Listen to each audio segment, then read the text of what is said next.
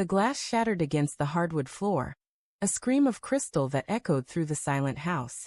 My hand trembled, red wine pooling like blood around the shards, staining the rug Sarah had picked out last spring. Her laughter, sharp and mocking, still hung in the air. "Today you sleep on the sofa." My reply had been a reflex, raw and venomous.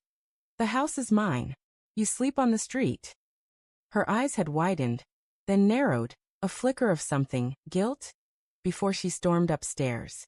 Now alone in the dim living room, the weight of those words crushed me.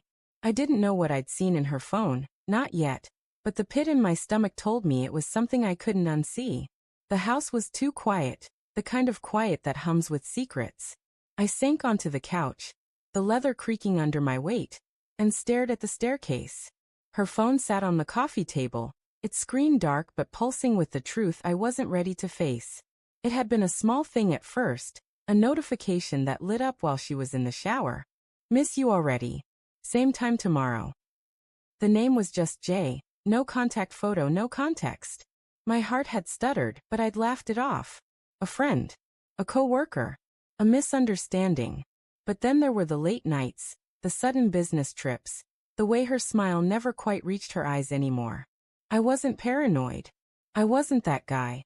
But doubt is a slow poison, and it had been seeping into me for weeks. I picked up her phone, my thumb hovering over the lock screen. The wallpaper was a photo of us at the lake last summer, her head on my shoulder, the sunset painting her hair gold. My chest ached. We'd been happy then, hadn't we? I typed her passcode, our anniversary 0918, and the screen unlocked. My breath caught as I opened the messages. The thread with Jay was a knife to the gut. "Can't stop thinking about you. When can you get away? He doesn't deserve you." Each word carved deeper, slicing through the fragile trust I'd clung to. I scrolled, my hands shaking, the timestamps burning into my memory. 2:17 a.m., 3:04 a.m. Last night while I slept in our bed. The room spun. I set the phone down, my pulse hammering in my ears. The wine stain on the rug looked darker now, almost alive, spreading like the betrayal I couldn't deny anymore. I wanted to scream, to break something else, but instead I sat frozen, replaying every moment of the past 6 months. The way she'd started locking her phone. The perfume I didn't recognize on her coat. The way she'd flinched when I touched her last week, like my hand was an intrusion. How had I missed it? Or had I seen it and chosen to look away? Footsteps creaked on the stairs. I snapped the phone shut and shoved it back onto the table, my heart racing like a cornered animal's. Sarah appeared, her hair damp, wearing the oversized sweater I'd bought her years ago. She looked small, vulnerable, but her eyes were guarded, calculating. "You're still up," she said, her voice flat, like she was testing the waters. "Couldn't sleep," I muttered, my gaze flicking to the phone. Did she know I'd seen it? Was she waiting for me to explode? I wanted to confront her, to demand answers, but the words stuck in my throat. What if I was wrong? What if Jay was nothing, a misunderstanding I'd blown out of proportion? But the messages were seared into my mind, undeniable. She crossed the room, her bare feet silent on the rug, and sat on the armrest of the couch, just out of reach. "We need to talk," she said, her voice softer now, but it carried an edge, like a blade wrapped in silk. My stomach twisted. This was it. The moment the truth would spill out, raw and ugly. "About what?" I asked, my tone sharper than I intended. I leaned forward, my hands clasped tight to keep them from shaking. The air between us crackled with tension, the kind that makes your skin prickle. She hesitated, her fingers twisting the hem of her sweater. I've been thinking," she started, her eyes darting to the floor. "Things haven't been right between us. You know that." I laughed, a bitter, hollow sound. "Haven't been right?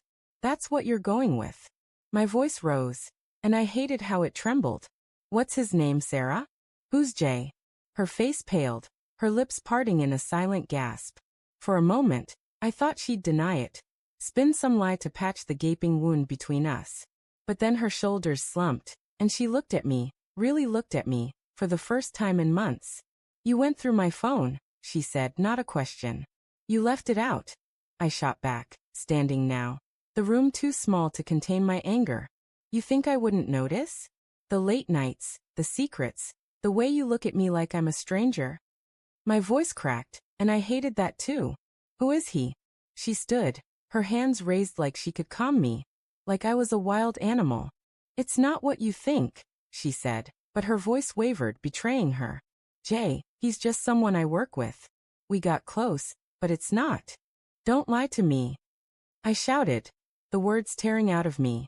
The wine glass shards glinted in the lamplight, a reminder of how fragile everything was. I saw the messages, Sarah. Miss you already. He doesn't deserve you. What am I supposed to think? Her eyes filled with tears, but I couldn't tell if they were real or a performance. I didn't mean for it to happen, she whispered, her voice breaking. I was lonely, okay?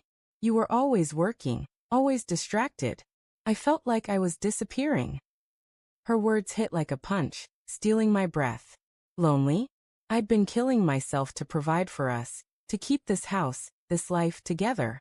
But then I remembered the nights I'd stayed late at the office, the weekends I'd spent buried in emails, the way I'd stopped asking about her day. Had I pushed her away? Was this my fault? I didn't sleep with him, she said, her voice barely audible. I swear I didn't. But I wanted to. I thought about it. The confession was a blade, twisting deeper. Not physical betrayal, but emotional, somehow worse because it meant she'd given her heart to someone else. I sank back onto the couch, my legs weak. Why didn't you tell me? I asked, my voice small like a child's. Why didn't you say you were unhappy? I tried, she said, tears spilling now. But you didn't hear me. You never hear me. The room fell silent again, the weight of her words settling like dust. I wanted to hate her, to throw her out like I'd threatened, but all I felt was a hollow ache. I looked at her, the woman I'd loved for a decade, and saw a stranger. But I saw myself too, and I didn't like what I found. I need time, I said finally, my voice hoarse. I can't do this right now. She nodded, wiping her eyes. I'll sleep in the guest room, she said, and I didn't stop her as she walked away. The staircase creaked again, each step a hammer blow to my heart. I sat there until dawn, the phone still on the table, its secrets laid bare. The wine stain had dried, a dark scar on the rug. I didn't know if we could fix this, if I even wanted to. But as the first light crept through the curtains, I realized the truth. The betrayal wasn't just hers. It was ours. And that hurt most of all.